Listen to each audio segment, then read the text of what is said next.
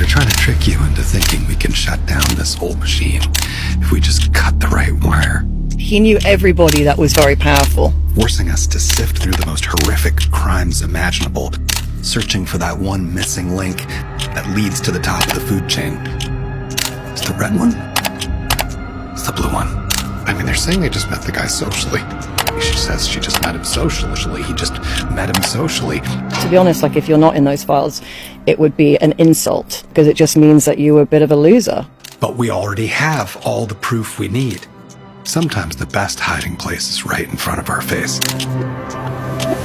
In the 1860s, when Thomas Nast first drew that cartoon of an elephant and a donkey representing the Republicans and Democrats, he was telling us this was a circus, a sideshow.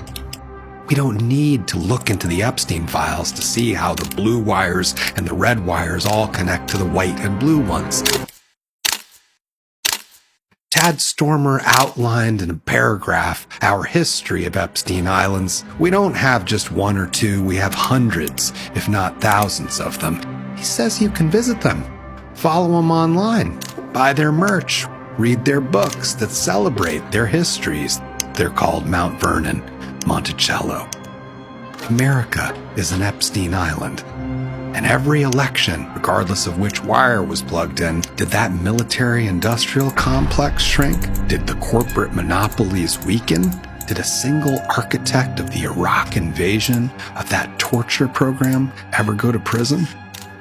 When they collapsed the banking system, did any of those executives ever spend a day in jail?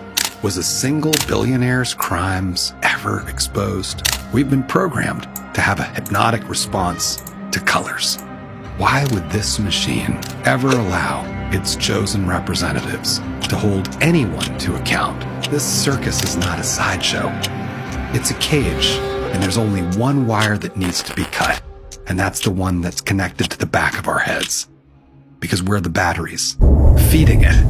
All our tax money, our consumer spending, our credit card debt, our mortgages, our car payments, our entire lives indebted and in servitude to an Epstein class. And this machine, this iron trap, is a ticking time bomb. To shut it down, we have to stop looking inside the cage and unplug it from the back of our heads. Never use Amazon again. Never buy another Apple product. De-Google. Take as much money as you can out of the big banks. Put it into credit unions.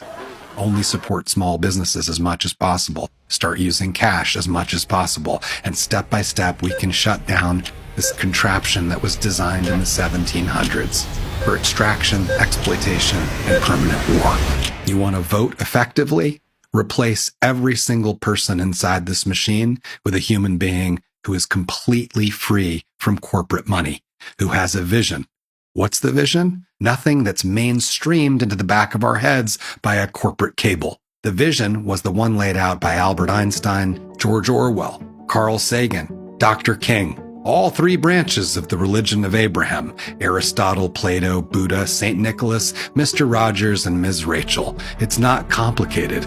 Everything in this universe is temporary. If you remember science class, you remember the second law of thermodynamics. Everything is decaying. All the money that we'll ever make, everything that we build, it's all castles made of ice that will melt.